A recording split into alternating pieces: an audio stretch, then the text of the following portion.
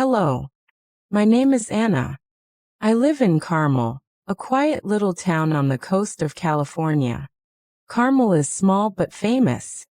It's a popular stop on Highway 1, the road that runs along the ocean. Many travelers come here to see the sea, the cliffs, and the sunsets. The town is known for its art galleries, fairy tale cottages, and peaceful beach. Some say it feels like a dream. I think it just feels like home. My husband and I run a cozy bed and breakfast called The Little Stay. Some people call it a B&B. Others say it's an Airbnb. To us, it's simply our home, and we love to share it. The house is not big, but it's warm and full of love.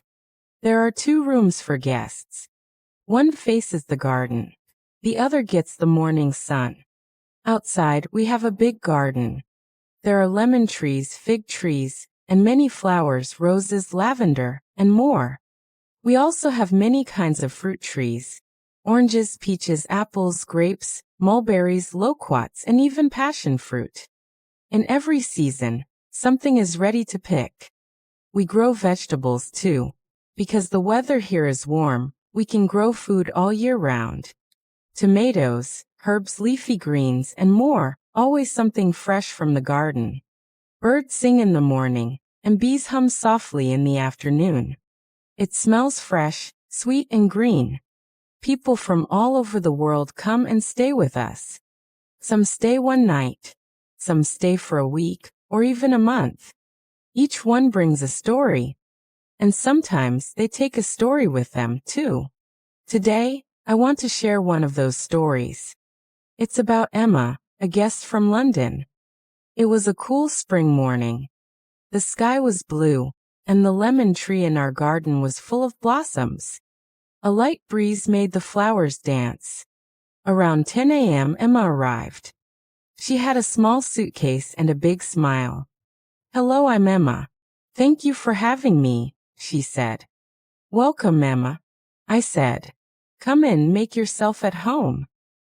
She looked around and said, "This house is so lovely. Is it a bed and breakfast or an Airbnb?" I smiled. "That's a good question," I said. "Would you like some tea? Let's talk in the garden." We sat at a small table under the fig tree. I brought out tea and homemade lemon cookies. As we sipped our tea, Emma asked again, "So, what's the difference between a B&B and an Airbnb?" I said, "Well, a bed and breakfast is a type of place. It's usually someone's home. They give you a bed to sleep in and breakfast in the morning. It feels warm and personal." Emma nodded. "Like what you're doing here?" "Yes," I smiled. "Exactly. This is our home. My husband and I welcome guests, cook breakfast, and chat with them." She asked, "And Airbnb?" I said, "Airbnb is a website. It helps people find places to stay. Some are homes like ours, but others can be apartments, tree houses, or even a boat." Emma laughed. "A boat? I didn't know that." "Yes," I said. "Some people rent castles too." Emma took a cookie and said, "Well, I think your place feels like a real B&B. And I found you on Airbnb, so I got the best of both." We both laughed. After a sip of tea, I asked, "So what brings you to Carmel?" Emma smiled and said, "I'm here to take a break from work. I write children's books. I needed a quiet place to think, and maybe get inspired." I said, "Then you've come to the right place." She looked around and said, "Yes. It already feels peaceful." I gave her a small map of Carmel and said, "Here are a few places you might like." I pointed to a small cafe by the beach. It's called Carmel Bell. They have amazing quiche and fresh juice. She wrote it down. I said, "If you like seafood, try Sea Harvest. Their grilled fish tacos are so good."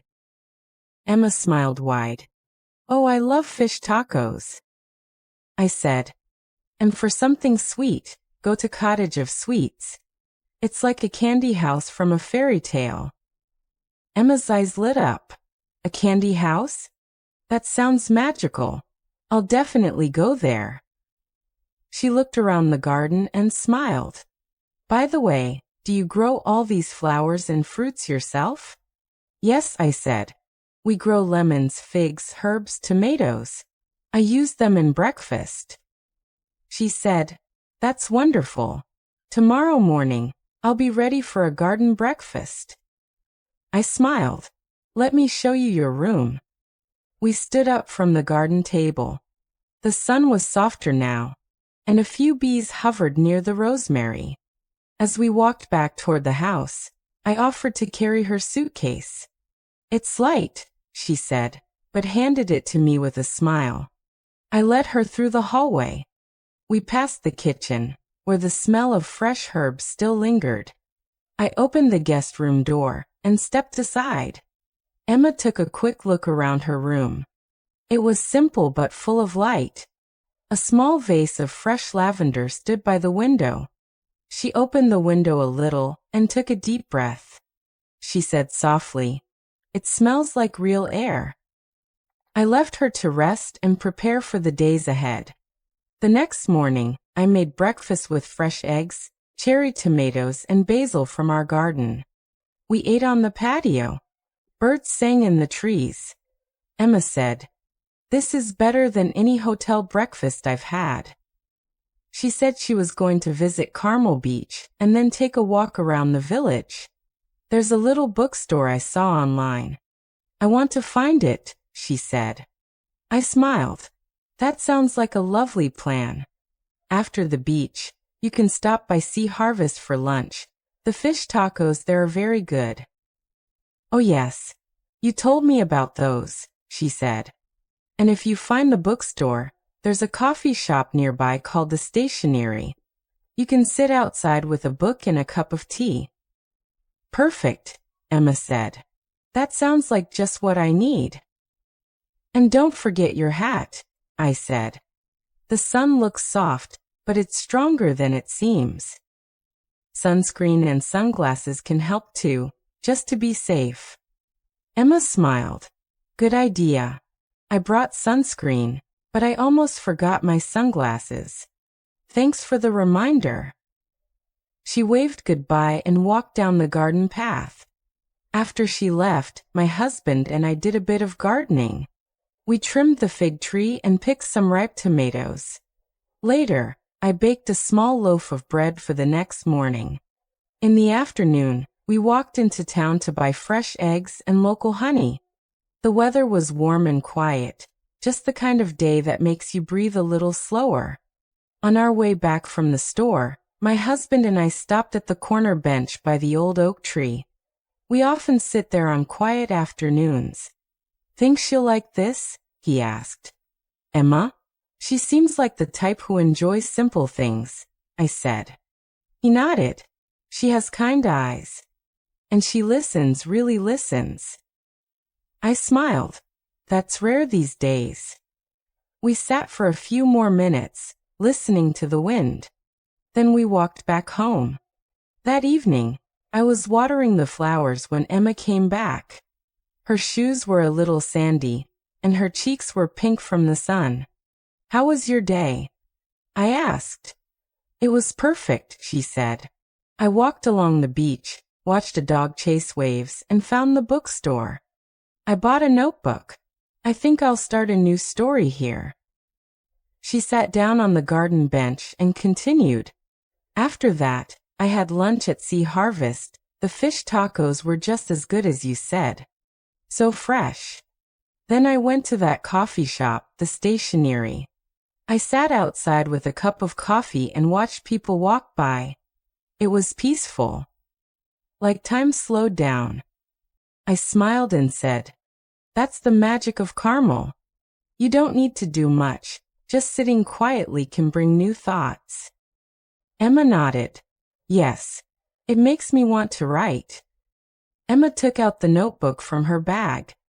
The cover was soft blue, with a little gold star in the corner. She opened it slowly. I just bought this today, she said. Maybe I'll write something tonight. I nodded. Sometimes, the words come when we stop chasing them. She smiled and looked out toward the lemon tree. It's quiet here, but not empty. It's full of little sounds, birds, the wind, your watering can. I chuckled. That's my orchestra.